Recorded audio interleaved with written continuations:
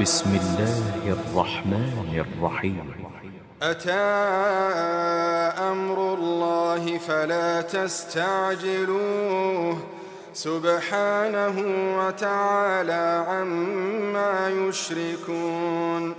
ينزل الملائكة بالروح من أمره على من يشاء من عباده أن أنذروا أنه لا إله إلا أنا فاتقون. خلق السماوات والأرض بالحق تعالى عما يشركون. خلق الإنسان من نطفة فإذا هو خصيم مبين. والأنعام خلقها لكم فيها دفء ومنافع ومنها تأكلون. ولكم فيها جمال حين تريحون وحين تسرحون. وتحمل أثقالكم إلى بلد لم تكونوا بالغيه إلا بشق الأنفس إن ربكم لرؤوف رحيم. والخيل والبغال والحمير لتركبوها وزينة ويخلق ما لا تعلمون. وعلى الله قصد السبيل ومنها جائر ولو شاء لهداكم أجمعين. هو الذي أنزل من السماء ماء لكم منه شراب ومنه شجر فيه تسيمون. ينبت لكم به الزرع والزيتون والنخيل والأعناب ومن كل الثمرات إن في ذلك لآية لقوم يتفكرون. وسخر لكم الليل والنهار والشمس والقمر والنجوم مسخرات بأمره إن في ذلك لآيات لقوم يعقلون. وما ذرأ لكم في الأرض مختلفا ألوانه إن في ذلك لآية لقوم يذكرون. وهو الذي سخر البحر لتأكلوا منه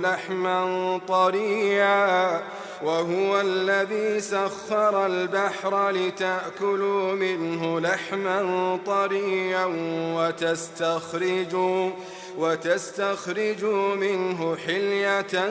تلبسونها وترى الفلك مواخر فيه ولتبتغوا من فضله ولعلكم تشكرون. وألقى في الأرض رواسي أن تميد بكم وأنهارا وسبلا لعلكم تهتدون. وعلامات وبالنجم هم يهتدون. أفمن يخلق كمن لا يخلق أفلا تذكرون. وإن تعدوا نعمة الله لا تحصوها إن الله لغفور رحيم. والله يعلم ما تسرون وما تعلنون. والذين يدعون من دون الله لا يخلقون شيئا وهم يخلقون. أموات غير أحياء وما يشعرون أيان يبعثون إلهكم إله واحد فالذين لا يؤمنون بالآخرة قلوبهم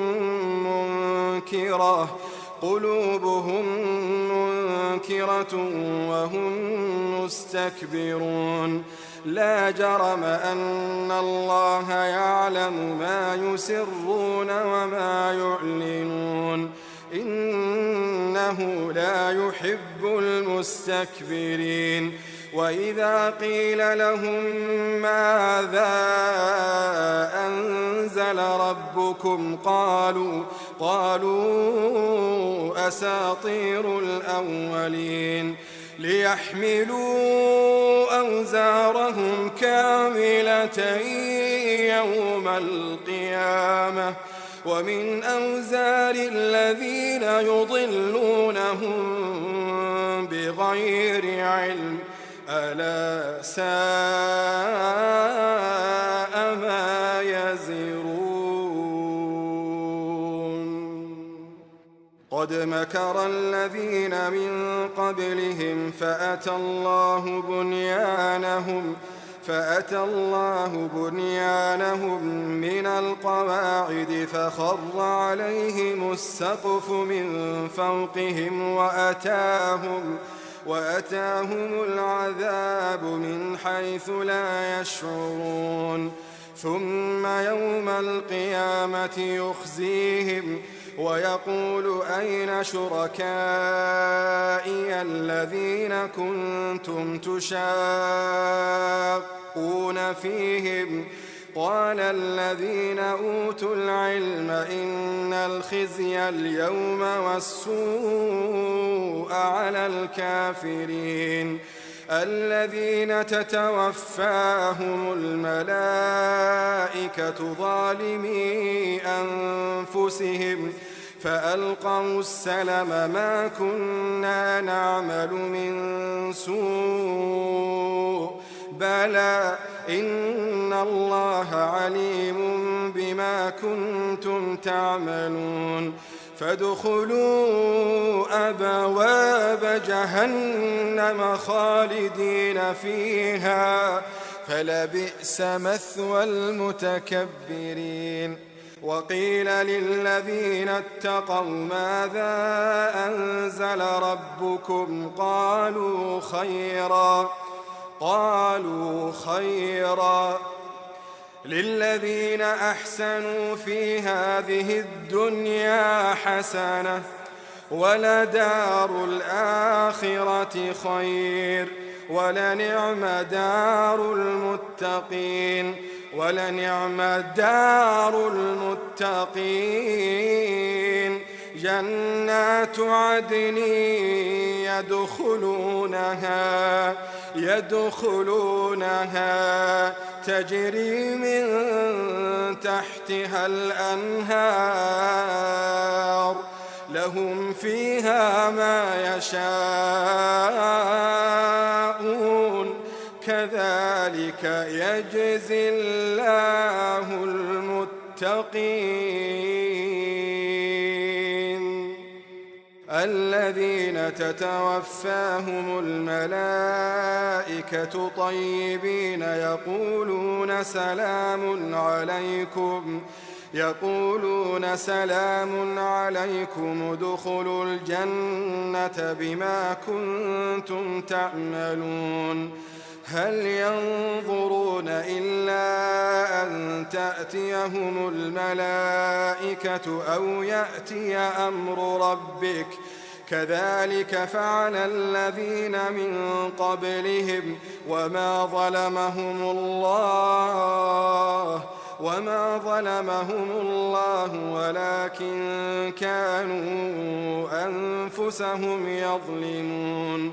فأصابهم سيئات ما عملوا وحاق بهم ما كانوا به يستهزئون وقال الذين أشركوا لو شاء الله ما عبدنا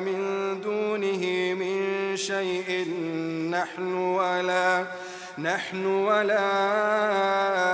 آباؤنا ولا حرمنا من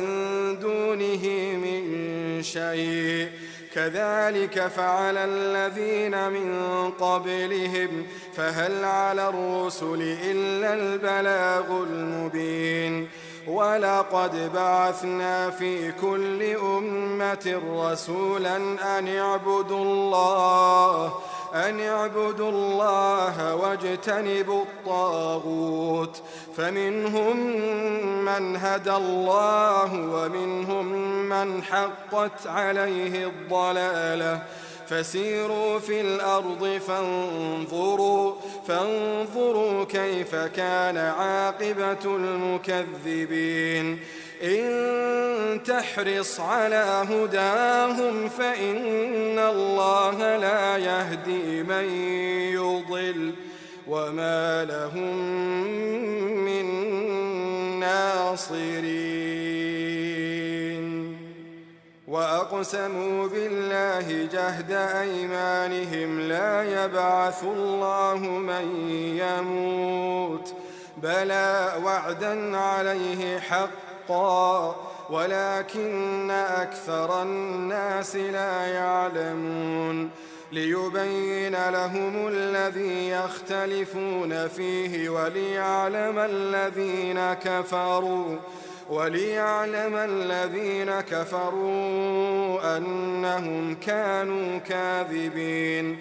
إنما قولنا لشيء إذا أردناه أن نقول له كن فيكون والذين هاجروا في الله من بعد ما ظلموا لنبوئنهم في الدنيا حسنة ولأجر الآخرة أكبر لو كانوا يعلمون الذين صبروا وعلى ربهم يتوكلون وما أرسلنا من قبلك إلا رجالا نوحي إليهم فاسألوا أهل الذكر إن كنتم لا تعلمون بالبينات والزبر وأنزلنا إليك الذكر لتبين للناس ما نزل إليهم ولعلهم يتفكرون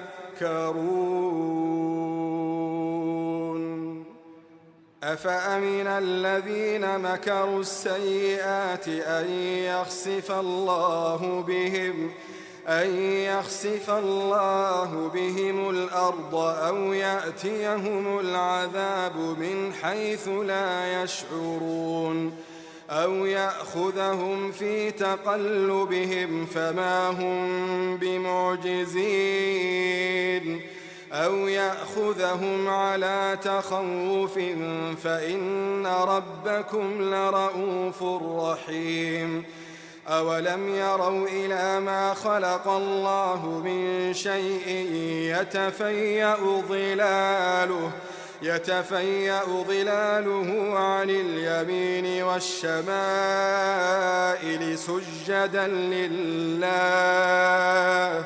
سجدا لله وهم داخرون ولله يسجد ما في السماوات وما في الأرض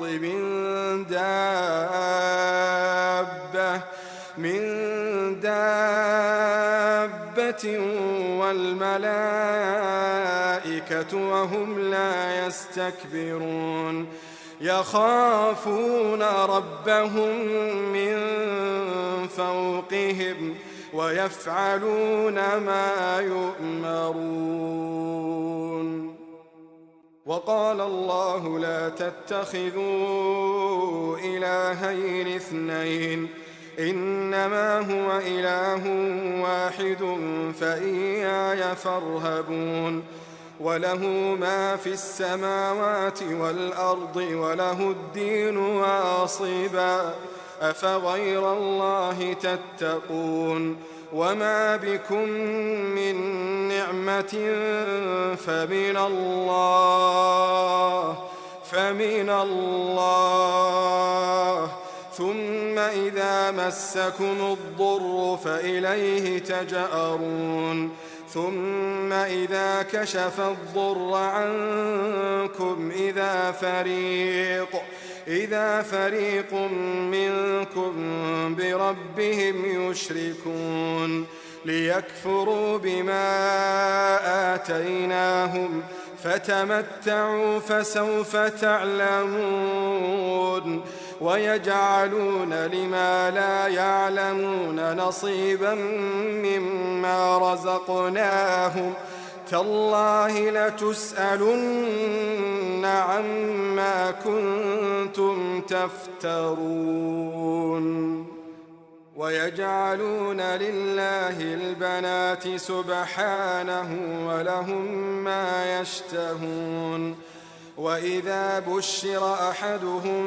بالأنثى ظل وجهه مسودا وهو كظيم يتوارى من القوم من سوء ما بشر به أيمسكه على هون أم يدسه في التراب ألا ساء ما يحكمون للذين لا يؤمنون بالآخرة مثل السوء ولله المثل الأعلى وهو العزيز الحكيم ولو يؤاخذ الله الناس بظلمهم ما ترك عليها من دابة ولكن يؤخرهم إلى أجل مسمى فإذا جاء أجلهم لا يستأخرون ساعة ولا يستقدمون ويجعلون لله ما يكرهون وتصف ألسنتهم الكذب أن لهم الحسنى لا جرم أن لهم النار وأنهم مفرطون تالله لقد أرسلنا إلى من قبلك فزين لهم الشيطان أعمالهم فهو وليهم اليوم ولهم عذاب أليم وما أنزلنا عليك الكتاب إلا لتبين لهم الذي اختلفوا فيه وهدى ورحمة لقوم يؤمنون والله أنزل من السماء ماء فأحيا به الأرض بعد موتها إن في ذلك لآية لقوم يسمعون وإن لكم في الأنعام لعبرة نسقيكم مما في بطونه من بين فرث ودم لبنا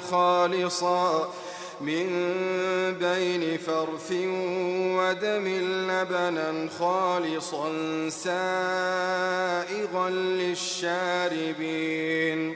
ومن ثمرات النخيل والأعناب تتخذون منه سكرا ورزقا حسنا إن في ذلك لآية لقوم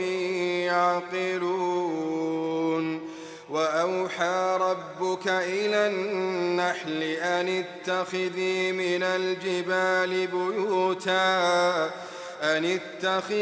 من الجبال بيوتا ومن الشجر ومما يعرشون ثم كلي من كل الثمرات فاسلكي سبل ربك يخرج من بطونها شراب مختلف ألوانه فيه شفاء للناس إن في ذلك لآية لقوم يتفكرون والله خلقكم ثم يتوفاكم ومنكم من يرد إلى أرذل العمر لكي لا يعلم بعد علم شيئا إن الله عليم قدير والله فضل بعضكم على بعض في الرزق فما الذين فضلوا براد رزقهم على ما ملكت أيمانهم فهم فيه سواء أفبنعمة الله يجحدون والله جعل لكم من أنفسكم أزواجا وجعل لكم من أزواجكم بنين وحفدة ورزقكم من الطيبات أفبالباطل يؤمنون وبنعمة الله هم يكفرون ويعبدون من دون الله ما لا يملك لهم رزقا من السماوات والأرض شيئا ولا يستطيعون فلا تضربوا لله الأمثال إن الله يعلم وأنتم لا تعلمون ضرب الله مثلا عبدا مملوكا لا يقدر على شيء ومن رزقناه منا رزقا حسنا فهو ينفق منه سرا وجهرا هل يستوون الحمد لله بل أكثرهم لا يعلمون وضرب الله مثلا الرجلين أحدهما أبكم لا يقدر على شيء وهو كل على مولاه أينما يوجهه لا يأتي بخير هل يستوي هو ومن يأمر بالعدل وهو على صراط مستقيم ولله غيب السماوات والأرض وما أمر الساعة إلا كلمح البصر أو هو أقرب إن الله على كل شيء قدير والله أخرجكم من بطون أمهاتكم لا تعلمون شيئا وجعل لكم السمع والأبصار والأفئدة لعلكم تشكرون ألم يروا إلى الطير مسخرات في جو السماء ما يمسكهن إلا الله إن في ذلك لآيات لقوم يؤمنون والله جعل لكم من بيوتكم سكنا وجعل لكم من جلود الأنعام بيوتا تستخفونها يوم ضعنكم ويوم إقامتكم ومن أصوافها وأوبارها وأشعارها أثاثا ومتاعا إلى حين. والله جعل لكم مما خلق ظلالا وجعل لكم من الجبال أكنانا وجعل لكم سرابيل تقيكم الحر وسرابيل تقيكم بأسكم كذلك يتم نعمته عليكم لعلكم تسلمون. فإن تولوا فإنما عليك البلاغ المبين. يعرفون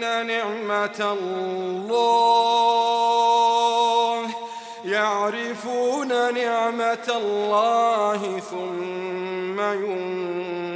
ينكرونها وأكثرهم الكافرون. ويوم نبعث من كل أمة شهيدا ثم لا يؤذن للذين كفروا ولا هم يستعتبون. وإذا رأى الذين ظلموا العذاب فلا يخفف عنهم ولا هم ينظرون. وإذا رأى الذين أشركوا شركاءهم قالوا ربنا هؤلاء شركاؤنا الذين كنا ندعو من دونك فألقوا إليهم القول إنكم لكاذبون. وألقوا إلى الله يومئذ السلام وضل عنهم ما كانوا يفترون. الذين كفروا وصدوا عن سبيل الله زدناهم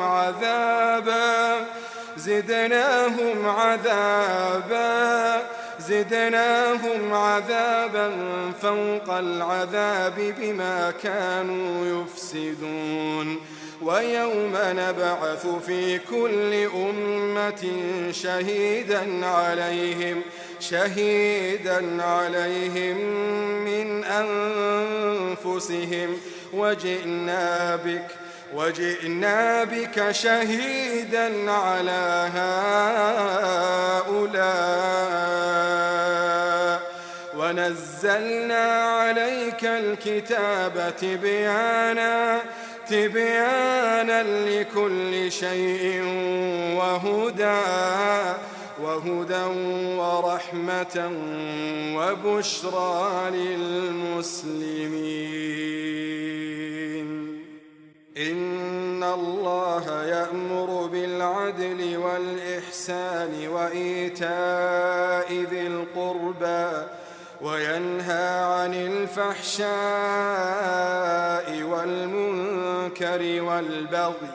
يعظكم لعلكم تذكرون. وأوفوا بعهد الله إذا عاهدتم ولا تنقضوا الأيمان بعد توكيدها وقد جعلتم الله عليكم كفيلا إن الله يعلم ما تفعلون. ولا تكونوا كالتي نقضت غزلها من بعد قوة أنكاثا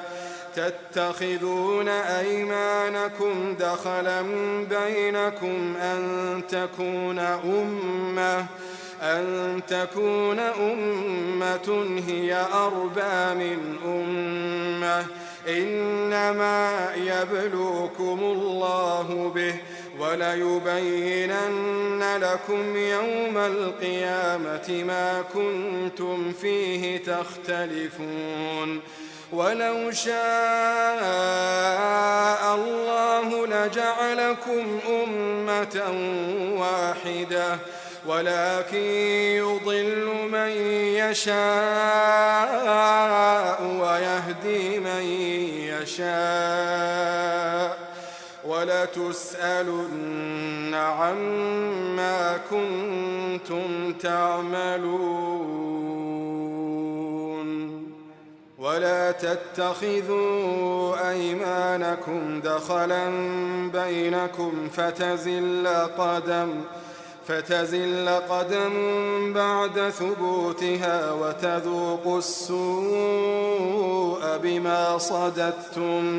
وتذوقوا السوء بما صددتم عن سبيل الله ولكم عذاب عظيم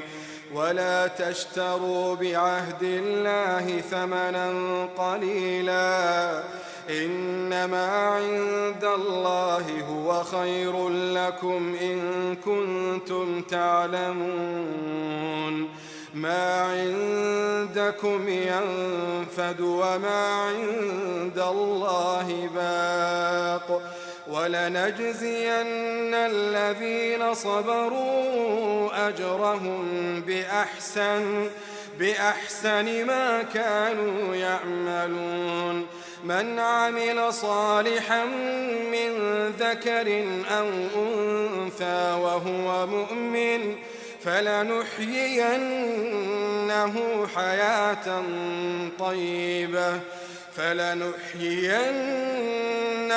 حياة طيبة ولنجزينهم أجرهم بأحسن ما كانوا يعملون فإذا قرأت القرآن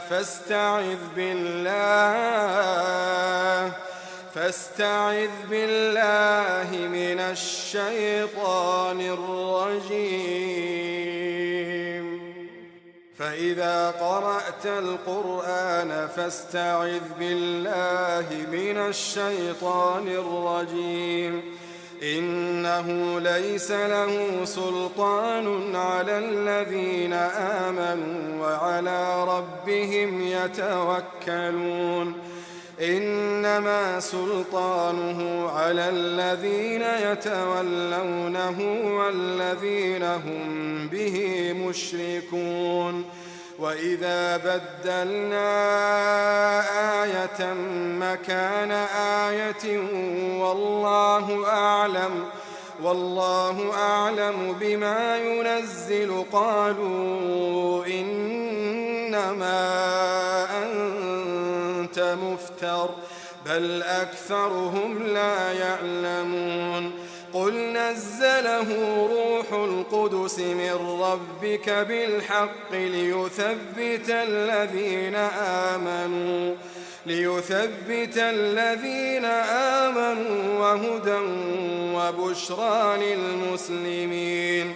ولقد نعلم أنهم يقولون إنما يعلمه بشر لسان الذي يلحدون إليه أعجمي وهذا لسان عربي مبين إن الذين لا يؤمنون بآيات الله لا يهديهم الله ولهم عذاب أليم إنما يفتري الكذب الذين لا يؤمنون بآيات الله وأولئك هم الكاذبون إن الذين لا يؤمنون بآيات الله لا يهديهم الله ولهم عذاب أليم إنما يفتري الكذب الذين لا يؤمنون بآيات الله وأولئك هم الكاذبون من كفر بالله من بعد إيمانه إلا من أكره وقلبه مطمئن بالإيمان ولكن من شرح بالكفر صدرا فعليهم غضب من الله ولهم عذاب عظيم. ذلك بأنه مستحب الحياة الدنيا على الآخرة وأن الله لا يهدي القوم الكافرين. أولئك الذين طبع الله على قلوبهم وسمعهم وأبصارهم وأولئك هم الغافلون. لا جرم أنهم في الآخرة هم الخاسرون. ثم إن ربك للذين هاجروا من بعد ما فتنوا ثم جاهدوا وصبروا إن ربك من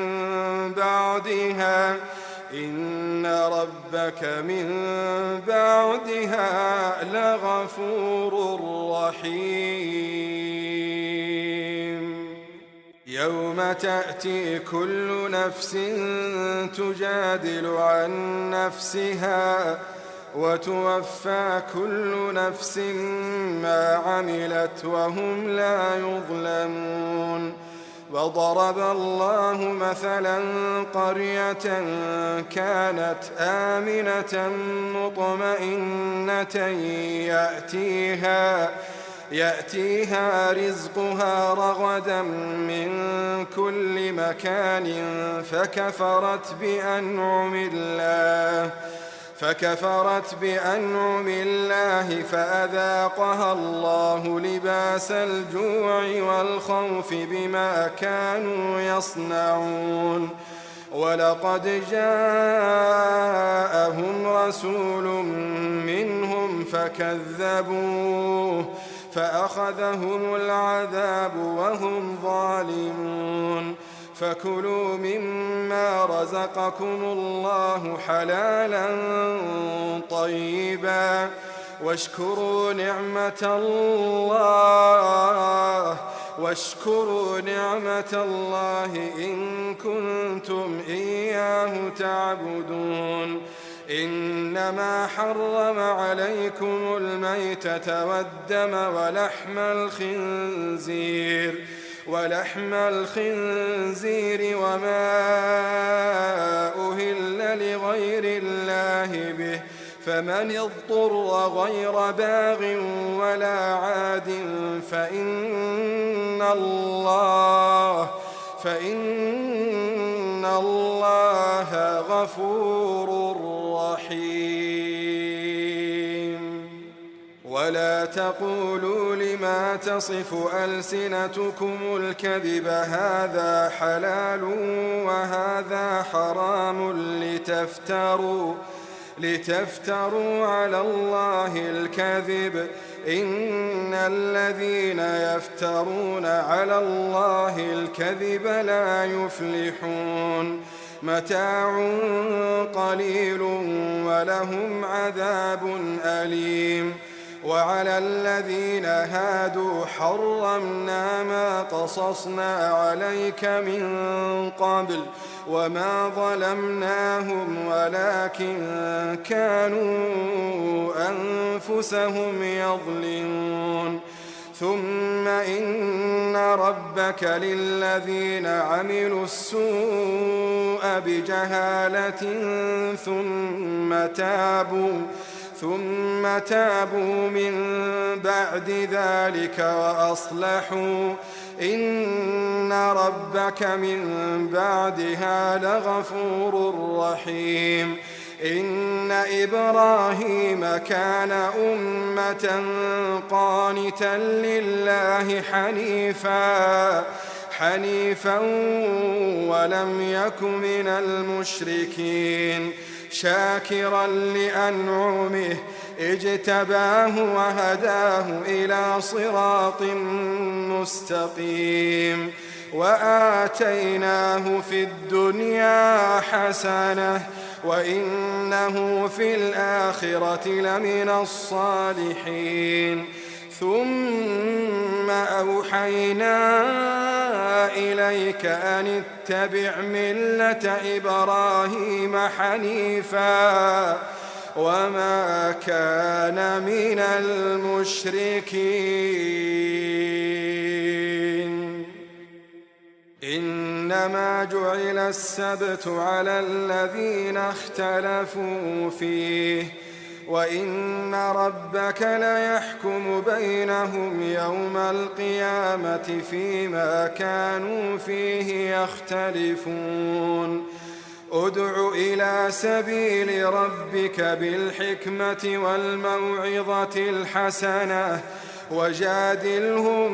بالتي هي أحسن إن ربك هو أعلم بمن ضل عن سبيله وهو أعلم بالمهتدين وإن عاقبتم فعاقبوا بمثل ما عوقبتم به ولئن صبرتم لهو خير للصابرين واصبر وما صبرك إلا بالله ولا تحزن عليهم ولا تك في ضيق مما يمكرون إن الله مع الذين اتقوا والذين هم